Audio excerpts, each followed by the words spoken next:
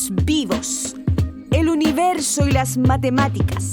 Historias sobre personas de ciencia. Apoyo entregado por el programa Iniciativa Científica Milenio ANID a través del proyecto PME del Núcleo Milenio ACIP. Roberto Frug. Los grafos y el primer artículo matemático en Chile.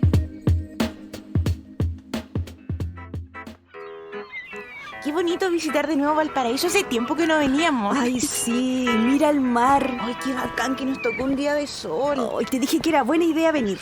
Sí, aunque sea para tu charla de divulgación. Ay, pero Graciela, si tú dijiste que sí querías venir. Si te estoy molestando. Además, cada vez te gustan más las matemáticas. Bueno, me disgustan menos, querrás decir.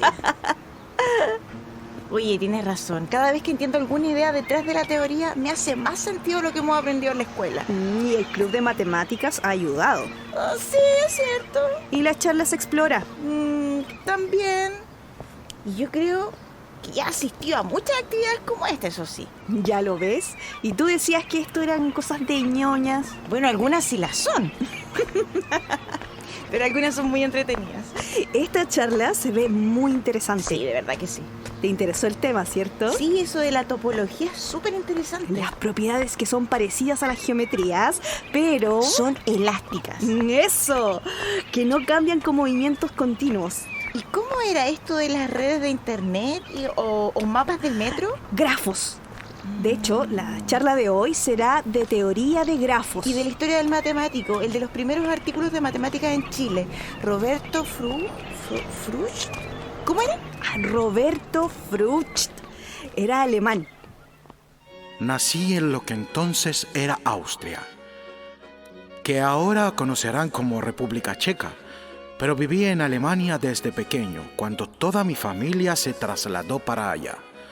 Estudié matemáticas en la universidad. Hice mi tesis en teoría de grupos, ese tema del álgebra que trata de operaciones entre objetos abstractos, que los trata como si fueran números aunque no lo sean. Cuando estaba por terminar la tesis, mi padre perdió el empleo, así que busqué un trabajo de tiempo completo. Pero como no tenía nacionalidad, no podía tener algún puesto de profesor permanente. Yo impartía clases por aquí y por allá, de vez en cuando, pero ya no era suficiente. Así que, si no encontraba un trabajo estable en Alemania, debía buscar en otra parte. ¿De Alemania? Sí, por Alemania, pero se quedó a vivir en Chile, antes de pasar por Italia. Ah, oca. Tú siempre recuerdas súper bien todos los nombres y los conceptos. Ay, pero tú entiendes muy bien las ideas. Bueno, pero me tinca que esta va a ser una historia súper interesante. Viajé a Italia, al puerto de Trieste. Gracias a las matemáticas, encontré trabajo en una compañía de seguros. Con la gran actividad del puerto, había bastante trabajo para las compañías que administraban las cuentas y vendían seguros. Las matemáticas eran simples, pero tenían un cierto arte. Había que esforzarse por tratar con las tablas para hacer operaciones, determinar probabilidades y otros cálculos. Recuerden que aún no existían calculadoras, ni mucho menos computadores con internet, como ese que quizás tienen ustedes ahora de donde están escuchándome. Me acostumbré. Yo hacía el trabajo con mucho cuidado. Aprendí a hablar italiano y me gustaba el idioma.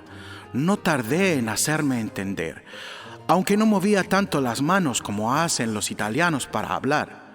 Y bueno, lo mejor que me ocurrió es que ahí conocí a Mercedes. Ella trabajaba en la misma compañía de seguros. Nos casamos en 1932, así que me instalé definitivamente en Trieste, donde la vida continuó. Quizás anduvo caminando por aquí. Yo creo que vivía en esos edificios. ¿Tú crees? Ay, no, Graciela, estoy bromeando. Sí, vino en los años 30. No, pero vivió hasta los 90, o sea, en realidad sí pudo haber vivido allá. En realidad sí, pero yo creo que puede ser en esas casas de allá. Oye, ¿cuánto falta para llegar a la universidad? ¿Ya terminamos de bajar el cerro? Es en el otro cerro.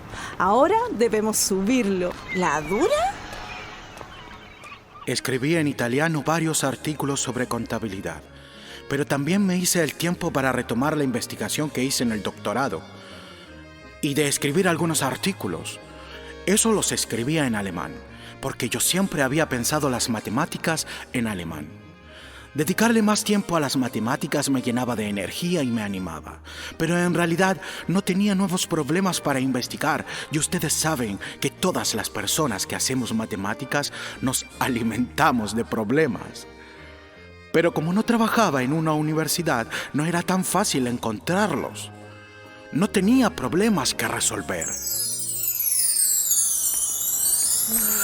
Uy, sí que se tiene que hacer ejercicio aquí en Valparaíso. Yo me quiero sentar. Ay, sí, pero ya llegamos. Súper. Esa es la entrada, vamos. Vamos. Buenos días. Venimos al festejo del Día de Pi. Sí, pase por aquí el camino y llegará al departamento de matemática. ¡Uy, qué bonita la universidad! Ay, sí, es hermosa. Mira el estilo tan raro. Aunque tú debes saber cómo se llama. Sí, es neogótico, es muy antiguo, incluso más que los tiempos del profe alemán. ¡Wow! ¡Qué bonito! Entonces sucedió algo grandioso, una gran sorpresa que llegó de improviso. Un día cualquiera llegó a mi oficina un anuncio de un libro, Teoría de Grafos. Algo había escuchado sobre esa teoría, pero no mucho, pues era algo nuevo. Decidí que quería entenderla, aunque me llevara mucho tiempo y energía. Era un gran estímulo. Allá está el auditorio. ¿Vamos? Hay más personas. Ay, claro, Graciela, que creía que éramos nosotras nomás. ¡Uy, qué entretenido! ¿Y dónde serán esos escolares?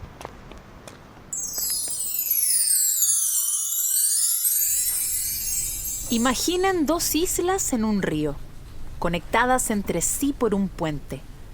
Además, la primera isla tiene un puente a cada una de las dos riberas del río y la segunda tiene 2 puentes a cada ribera. Entonces hay 7 puentes en total. La pregunta en la que quiero que reflexionen es: ¿se puede caminar por todos los puentes pasando una sola vez por cada uno de ellos? ¿Es posible? ¿Pasar una sola vez? Hay que dibujarlo, Inés. Mira. Ah, sí. ¿Y ahora cómo se calcula? Es que aquí no hay que calcular, hay que pensar en el dibujo. Mira. Quizás no lo resuelvan ahora, pero hay que reflexionar, experimentar con calma. Este es el problema de los puentes de Königsberg, uno de las primeras referencias a la teoría de los grafos. Si estás oyendo esto, quizás quieras poner pausa e intentar resolver el problema. Un objeto matemático que nos puede ayudar es el grafo. Un grafo es una colección de puntos que llaman vértices y de aristas que unen algunos puntos entre sí. Los grafos son útiles porque permiten extraer lo más importante de la estructura de un objeto o de un problema en particular, abstraer sus propiedades. Por ejemplo, en mi pregunta sobre los puentes, es conveniente hacer un dibujo lo más sencillo posible, donde las islas y las partes de la ciudad a los lados del río estén representadas simplemente por un punto, y cada uno de los puentes por una línea. Tenías razón. Así hiciste tu dibujo. Sí, mira. Si tomamos este camino, podemos seguir por aquí y luego podríamos cruzar hacia acá y seguir hacia el otro lado. El libro tenía varios problemas abiertos que intenté resolver. Ustedes saben que nada se aprende mejor que resolviendo problemas. Claro, la solución nunca llega al primer intento ni al segundo, pero uno se debe poner porfiado. Esa palabra no la sabía entonces, sino hasta varios años después. Fui muy porfiado para resolver los problemas y escribir la solución completa. Empecé a leer el capítulo que relacionaba la teoría de grupos, el tema que yo había estudiado en mi doctorado, con los grafos. Era una bonita relación entre la álgebra, que trata de operaciones, y la geometría, donde se estudian dibujos. La relación entre estas distintas perspectivas estaban dadas por una maravillosa y bella propiedad: la simetría. Un objeto dado tiene una simetría si una transformación deja sin cambios alguno de sus características. Un grafo es la estructura más sencilla que nos podemos imaginar, porque las simetrías aparecen de manera clara en ellos. Cuando hablo de transformaciones me refiero a que cada vértice se intercambia por otro. Por ejemplo, en un polígono regular, cada rotación es una simetría, porque la forma no se altera si la rotamos.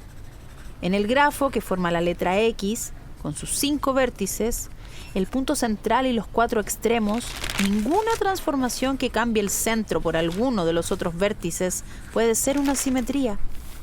Esto es porque tales vértices tienen distintas conexiones. Otro ejemplo es el de... El primer problema que resolví fue el de encontrar las simetrías de los sólidos platónicos, esos objetos regulares, el cubo, el tetraedro y demás. Cada uno se puede pensar como un grafo en el espacio, claro. Y otro problema, mucho más interesante, fue un problema al revés. Algunos dirán que se trata de un problema inverso. Hablo de encontrar el grafo que posea un conjunto de simetrías que estén dadas de antemano. Pude publicar todo esto en algunos artículos y creo que este último resultado fue conocido como el teorema de Fruch. Una gran alegría de mi estadía en Trieste, con Mercedes tuvimos una hija, Erika, lo que nos puso muy contentos.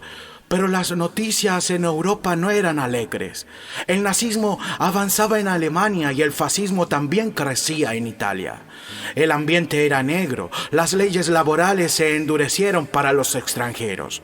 Todo esto ocasionó que tuviera que salir con mi familia de Europa.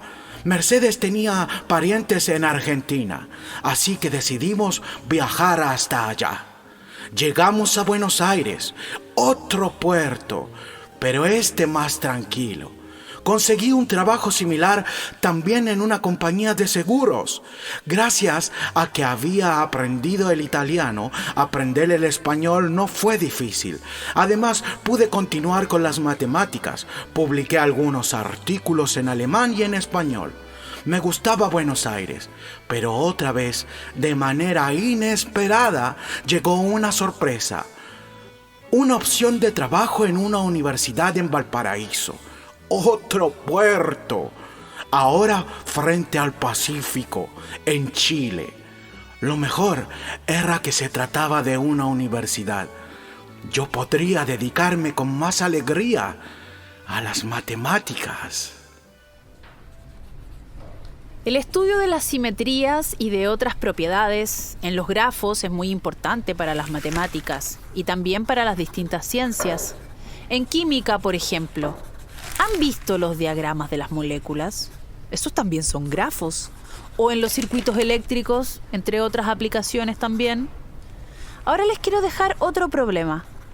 ¿Pueden encontrar algún dibujo de un grafo que no tenga ninguna simetría? Es decir, que cualquier transformación cambie algo, que nunca se quede invariante la estructura cuando se intercambian algunos vértices. ¿Que no tenga ninguna? Debería ser muy irregular. Sí, tener distintas partes diferentes. Quizá no se les ocurra inmediatamente, pero pueden seguir reflexionando en alguna idea. Y si no se les ocurre, porque no es tan fácil, pueden buscar el grafo de Fruch. ¿Grafo de Fruch? Una de las famosas construcciones de Roberto Frucht, además de varias versiones de su teorema sobre grafos con las simetrías dadas. El grafo de Frucht es un grafo especial, uno que no tiene simetrías, ninguna. No hay manera de cambiar sus vértices, siempre queda distinto. La única forma es no intercambiar sus nodos, no hacer nada. La simetría trivial, dicen los matemáticos. Se trataba de la Universidad Técnica Federico Santa María, en Valparaíso. Llevaba ese nombre por el benefactor que dejó una fortuna para su construcción y educación de quienes no tenían los medios para hacerlo. Contrataban profesores extranjeros, sobre todo alemanes, para crecer académicamente. Así que de nuevo viajamos a otra ciudad. Con Mercedes y Erika nos acostumbramos rápidamente a Valparaíso, excepto por los temblores que eran muy frecuentes. Debía hacer muchas clases, pero me gustaba enseñar y me hacía el tiempo para seguir resolviendo problemas y publicando sus soluciones. Ahí pasaría el resto de mi vida.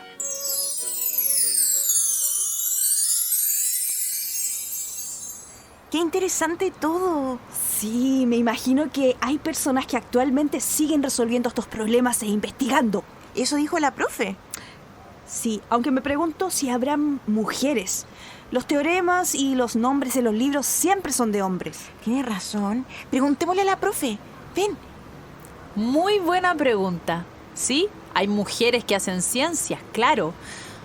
Aunque no tantas como quisiéramos, eso es cierto. Pero cada vez hay más estudiantes mujeres. De hecho, hablando de las personas famosas y los teoremas en los libros, sucede que en los últimos años algunos premios muy conocidos en todo el mundo han sido otorgadas a mujeres matemáticas por primera vez en décadas. Si les interesa, pueden investigar en eso. ¡Ay, sí! ¿Y quiénes son? ¿Qué premios? Estoy pensando en las ganadoras de las medallas Fields. Esos premios que son como los Nobel de matemáticas. Miren, cada uno de ustedes podría investigar al respecto y nos cuenta la historia la próxima ocasión. ¿Les parece? Les aseguro que será muy interesante.